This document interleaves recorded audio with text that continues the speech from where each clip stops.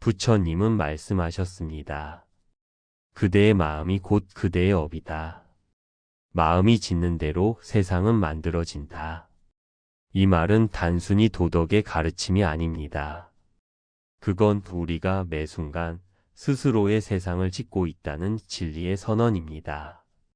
사람은 누구나 운명을 말합니다. 내 팔자가 왜 이럴까? 나는 왜 이런 사람을 만나고 이런 일을 겪을까? 하지만 부처님은 조용히 웃으시며 이렇게 말씀하셨습니다. 그대의 팔자는 하늘이 짓지 않았다. 그대의 마음이 지었다. 한 제자가 부처님께 물었습니다. 스승님, 저는 선하게 살려고 노력하지만 왜 여전히 고통이 따르는 걸까요? 부처님은 대답하셨습니다. 씨앗이 뿌려진 들판을 보라. 어제 심은 씨앗이 오늘 바로 열매 맺지 않듯 그대의 선한 마음도 때를 기다린다. 그 말에 제자는 고개를 숙였습니다. 그는 이제 알았습니다. 업은 즉시의 결과가 아니라 머물렀다가 반드시 돌아오는 흐름이라는 것을. 업은 행동이자 흔적입니다. 사람의 말 한마디, 표정 하나, 마음의 방향 하나까지 모두 업의 씨앗이 됩니다. 그리고 그 씨앗은 반드시 열매를 맺습니다. 그게 바로 인연입니다. 이것이 있으므로 저것이 있고 이것이 사라지면 저것도 사라진다. 부처님의 연기법은 바로 업의 진리와 맞닿아 있습니다. 한 노승이 마당을 쓸고 있었습니다. 제자가 물었습니다. 스승님, 왜 날마다 이렇게 쓸고 계십니까? 어제도 그제도 마당은 금세 더러워지는데요. 노승은 미소 지으며 말했습니다. 나는 마당을 쓸고 있는 것이 아니라 내 마음의 업을 쓸고 있다. 부처님은 그 말을 듣고 고개를 끄덕이셨습니다. 마음을 쓸면 업이 맑아지고 업이 맑아지면 인연이 고요해진다. 사람들은 종종 말합니다. 나는 그때 그 말을 하지 말았어야 했는데 그 행동이 내 인생을 바꾸어 버렸어. 그러나 부처님은 말씀하셨습니다. 그대의 과거를 후회하지 말라. 그대는 지금 새로운 업을 짓고 있다. 업은 돌이킬 수 없는 운명이 아닙니다. 그건 언제나 지금 이 순간에 바꿀 수 있는 선택의 흐름입니다. 한 여인이 부처님께 와서 물었습니다. 스승님, 저는 남편이 술을 마시고 화를 내면 늘 저도 소리치고 후회합니다. 어떻게 해야 바뀔 수 있을까요? 부처님은 조용히 말씀하셨습니다.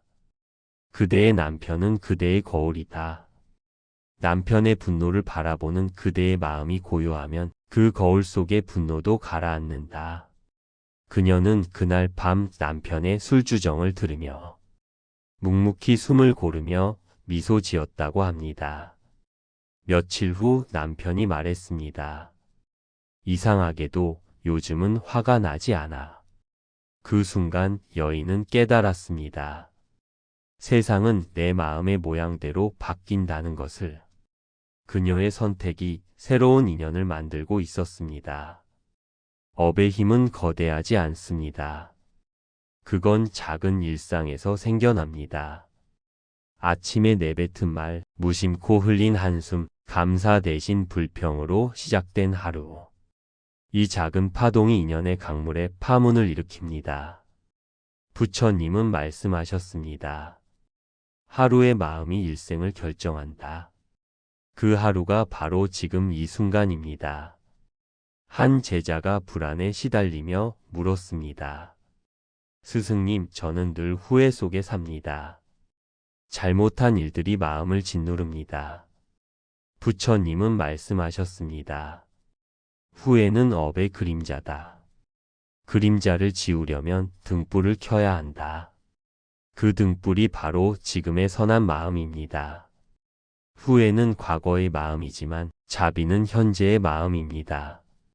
그리고 현재의 마음이 바로 미래의 인연이 됩니다. 부처님은 또 말씀하셨습니다. 과거는 바꿀 수 없지만 그대는 그 과거를 보는 마음을 바꿀 수 있다. 그대가 그 일을 죄로 보면 괴로움이 되고 가르침으로 보면 깨달음이 된다. 업은 그렇게 변합니다. 한 노승이 길을 가다가 발밑에 개미떼를 보았습니다. 그는 일부러 걸음을 멈추고 기다렸습니다. 제자가 물었습니다. 스승님, 이렇게 작은 생명도 업을 지을까요? 노승은 고개를 끄덕였습니다. 그렇다. 개미가 쌀 한 톨을 옮기는 것도 업이다. 그대가 그 개미를 기다려주는 것도 업이다. 업은 크고 거창한 일이 아닙니다. 작은 순간의 마음입니다. 그 마음이 쌓여 세상을 짓습니다. 사람들은 말합니다. 복이 있는 사람은 따로 있다. 그러나 부처님은 말씀하셨습니다. 복은 하늘에서 떨어지는 것이 아니다. 그대가 짓는 것이다. 복은 마음의 결실이고 그 마음이 곧 업의 씨앗입니다. 누군가를 위로할 때 그 말이 바로 복의 시작입니다. 한 노승은 말했습니다. 복을 쌓으려면 절을 많이 하는 것이 아니다. 마음을 많이 꺾는 것이다. 마음을 낮추면 세상은 높아집니다. 남을 먼저 생각하면 내 마음이 부드러워집니다. 그 부드러움이 복의 문을 엽니다. 한 제자가 물었습니다. 스승님, 복을 짓는 가장 빠른 길은 무엇입니까? 부처님은 말씀하셨습니다. 감사하라. 감사는 업을 바꾸는 가장 짧은 길이다. 감사는 마음의 온도를 바꿉니다. 감사하는 사람은 불행을 복으로 바꾸고 원망하는 사람은 복을 괴로움으로 바꿉니다. 오늘 하루 감사할 이유를 한 가지라도 떠올려 보세요. 그것이 곧 업을 정화하는 첫걸음입니다. 우리는 인생의 많은 부분을 선택할 수 없다고 생각합니다. 그러나 부처님은 말씀하셨습니다. 모든 인연은 그대의 선택에서 비롯된다. 그대가 어떤 마음을 선택하느냐에 따라 세상은 그 색깔을 바꿉니다. 한 젊은 제자가 찾아와 물었습니다. 스승님, 저는 늘 운이 없다고 느낍니다. 부처님은 말했습니다. 운은 바람이다. 그 바람의 방향은 바꿀 수 없다. 그러나 그대의 돛은 바꿀 수 있다. 그대의 마음이 돛입니다. 그 마음이 바뀌면 삶의 방향도 바뀝니다. 업의 법은 차갑지 않습니다. 그건 우리에게 책임과 동시에 희망을 줍니다. 그대가 지은 만큼 얻는다는 말은 그대가 새로 지을 수 있다는 약속과 같습니다. 부처님은 말씀하셨습니다. 업이란 벌이 아니라 배움이다. 고통은 끝이 아니라 시작이다. 그러니 과거를 미워하지 마세요. 그 고통이 그대를 부드럽게 만들었고 그 실패가 그대를 깊게 만들었습니다. 한 제자가 울며 말했습니다. 스승님, 저는 제 업이 두렵습니다. 혹시 다음 생에도 고통받게 될까 두렵습니다. 부처님은 조용히 웃으시며 말했습니다. 그대가 지금 이 두려움을 자비로 바꾸면 그 업은 이미 사라진 것이다. 업은 두려움의 이름으로 다가오지만 그 본질은 자각의 초대입니다. 그대가 마음을 알아차리는 순간 그 업은 더 이상 그대를 묶을 수 없습니다. 해질녘 산길을 걷는 노승의 뒷모습이 보입니다. 노을이 붉게 번지고 바람이 나뭇잎을 흔듭니다. 그는 걸음을 멈추고 중얼거립니다. 오늘 나는 어떤 마음으로 살았는가? 그 마음이 내일의 세상이 되겠지? 그 한마디가 바로 부처님의 가르침이었습니다. 오늘 하루 당신이 한 생각, 한 말, 한 행동. 그 모든 것이 내일의 인연을 짓습니다. 이것이 업의 법이고 선택의 힘입니다. 부처님은 말씀하셨습니다. 선한 마음은 어둠 속의 등불과 같다. 그 등불 하나가 1000개의 어둠을 몰아낸다. 그대의 선한 마음이 오늘 누군가의 어둠을 밝히고 있다면 그것이 바로 새로운 인연의 시작입니다. 부처님은 말씀하셨습니다. 마음이 고요한 이는 이미 복을 짓고 있다. 어깨의 힘을 천천히 풉니다. 등을 곧게 세우되 긴장은 풀어줍니다. 눈을 감고 당신의 호흡을 느껴보세요. 숨이 들어옵니다. 숨이 나갑니다. 이 순간 당신은 살아 있습니다. 이 살아있는 호흡 하나가 바로 업을 바꾸는 첫걸음입니다. 하루를 떠올려 봅니다. 누군가에게 상처를 주었던 말, 마음속에 남은 미안함, 스스로를 원망했던 기억이 떠오를지도 모릅니다. 괜찮습니다. 그것이 당신의 인연의 흔적입니다. 그 흔적이 바로 당신의 성장의 기록입니다. 부처님은 말씀하셨습니다. 그대가 자신을 용서할 때 세상도 그대를 용서한다. 들이마십니다.